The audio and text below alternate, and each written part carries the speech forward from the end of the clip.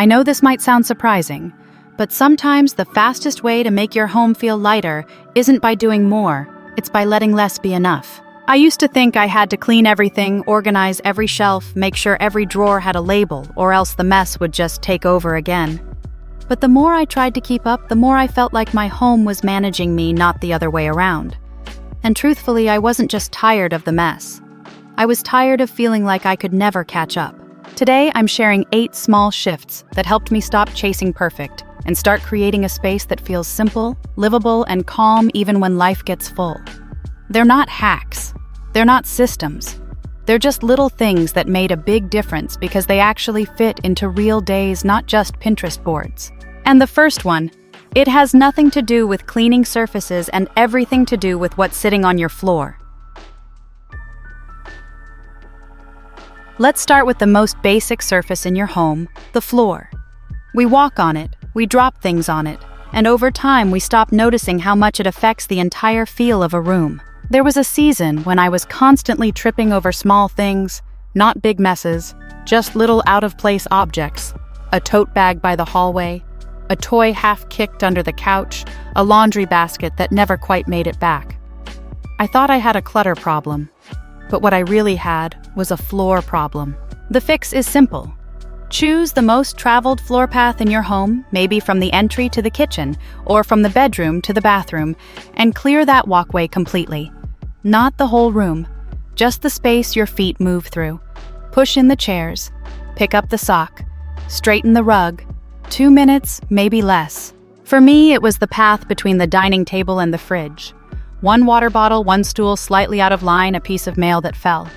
I cleared it and suddenly the room felt bigger, quieter, like it could hold me again. When the floor is clear, your body relaxes. It doesn't have to dodge, step over, or carry invisible tension. It's a shift you feel before you even notice it. And if you've ever felt like your living room is the one space that just never stays tidy, tomorrow's video is for you. I'll walk you through the exact steps I use to reset that space fast without needing a full cleanup. Next, we're going to take a closer look at something surprisingly sneaky, the role of empty chairs and how they quietly become clutter traps. The next place clutter shows up isn't always the floor, it's the empty chair. I used to think having a few extra chairs around the house made it feel more welcoming. But most of the time, they weren't being used for sitting, they were just quietly holding indecision. A hoodie I wasn't sure if I'd wear again. A tote bag I needed to unpack. A book I hadn't touched in 2 weeks. The chair became a soft excuse to not put things away yet. Here's the shift treat. Unused chairs like intentional furniture, not open storage.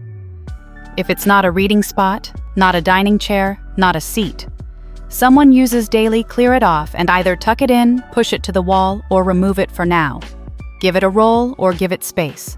In my bedroom, I had this cute little chair in the corner. It was never sat on, it just collected yesterday's clothes. One day, I removed the chair completely. That corner hasn't felt heavy since. When you remove the temptation to drop and go, you give yourself fewer places to delay and more space to breathe. Up next, we're moving into a different kind of visual clutter, the kind that builds around the products we leave out, even when they're things we use every day. Now, let's talk about the items we actually need to keep out the everyday things we use often. Skincare on the counter, spices on the stove, toothbrushes, oils, condiments. They belong there. But if they're scattered, even the essentials start to feel like clutter. There was a time when I thought I had a stuff problem in my kitchen.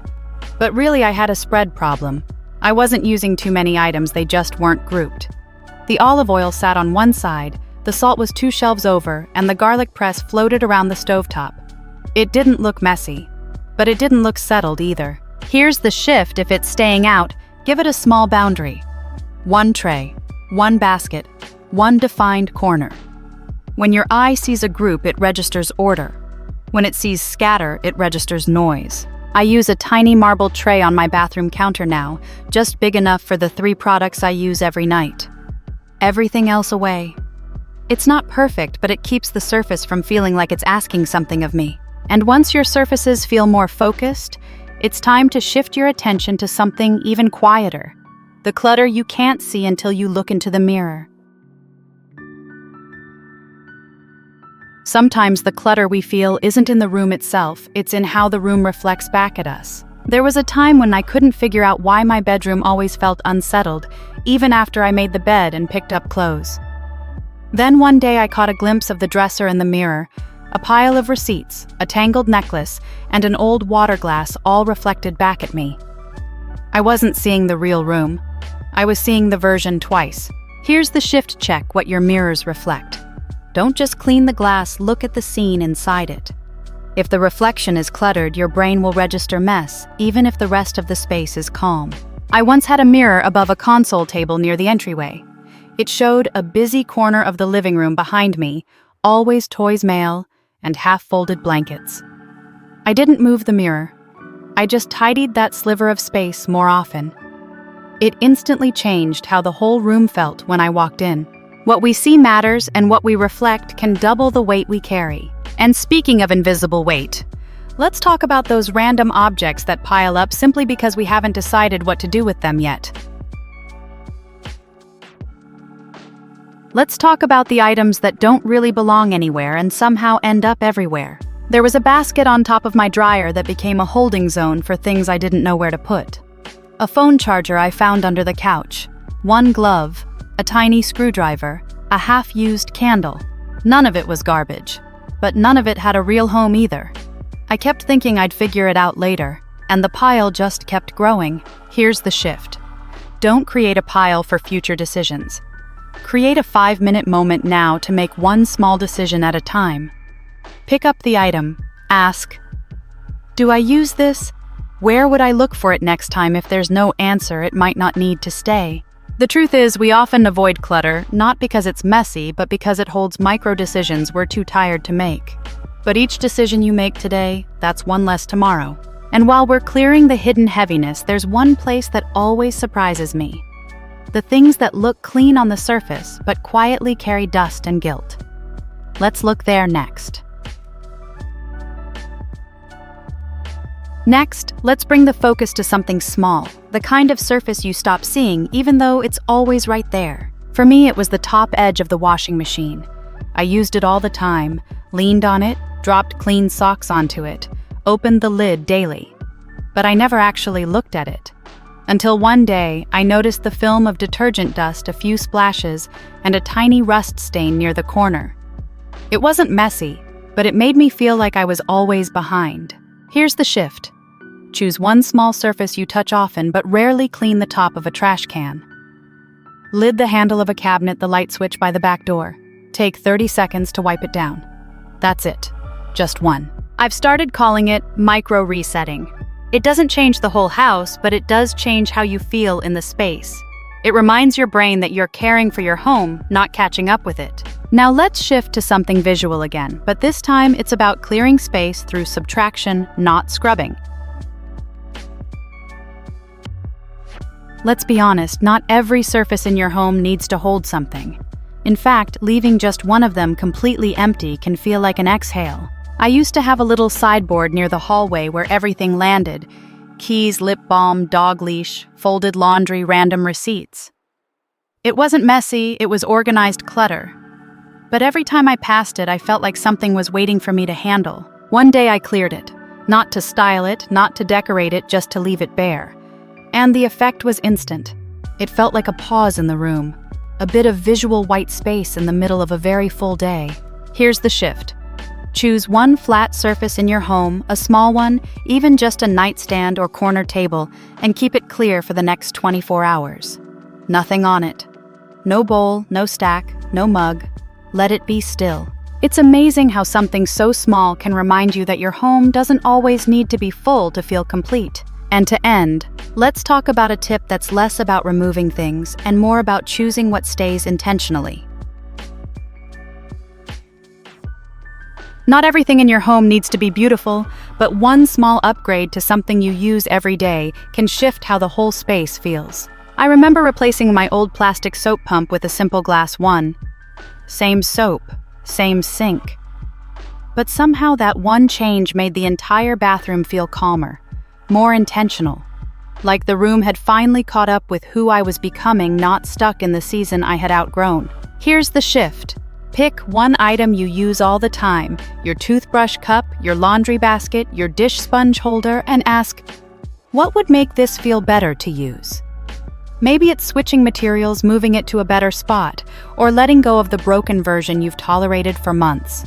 The goal isn't to upgrade for the sake of appearance. It's to make your everyday routines feel just 5% lighter, smoother, more yours. Sometimes a small object that feels cared for is all it takes to help you feel more cared for too.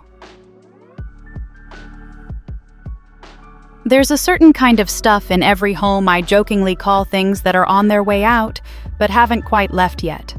A jacket I borrowed from my sister. A box of toys for my niece. An empty carton that should have gone to the bin last week. I used to leave these things near the front door thinking, if I see them, I won't forget. But they'd just sit there making the entryway feel like a pile of postponed errands. After forgetting to return an Amazon box again, I grabbed a small woven basket and set it by the door.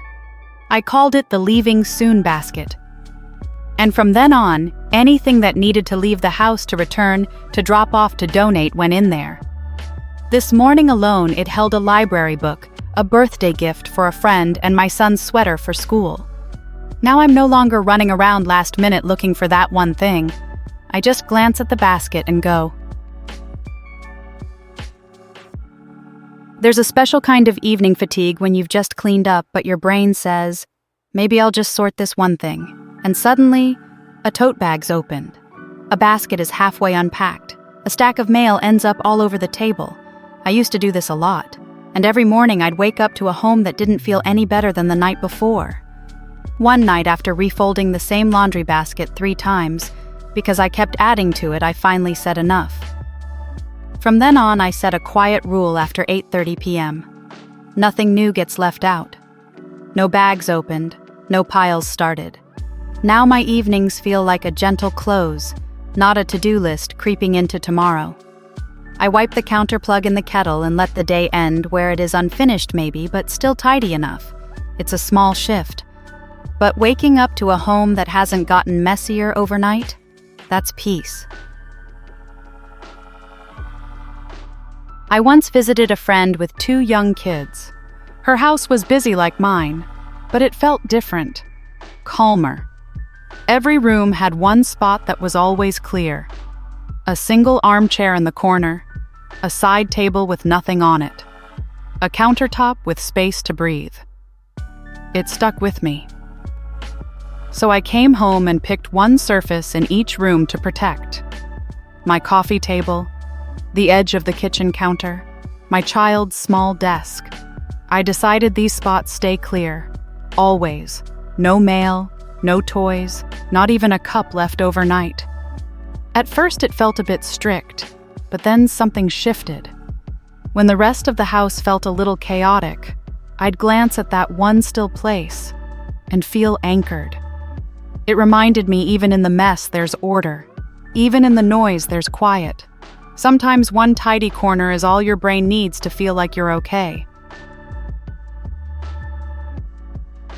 That was 11 small shifts that have helped me make my home feel lighter, not perfect, just a little more livable every day. If you're feeling tired of always playing catch-up with your space, I hope even one of these ideas gave you a pause or a breath. There's another video where I walk you through how I reset my living room fast, the one area that used to overwhelm me most. I'll link it below if you want to keep going. And if this video helped, you can click like it quietly lets me know what actually matters to you. And don't forget, tomorrow's video will take you inside the one routine that finally helped me reclaim my living room. It's simple, but it changed how I feel about my home at the end of a long day. You won't want to miss that one.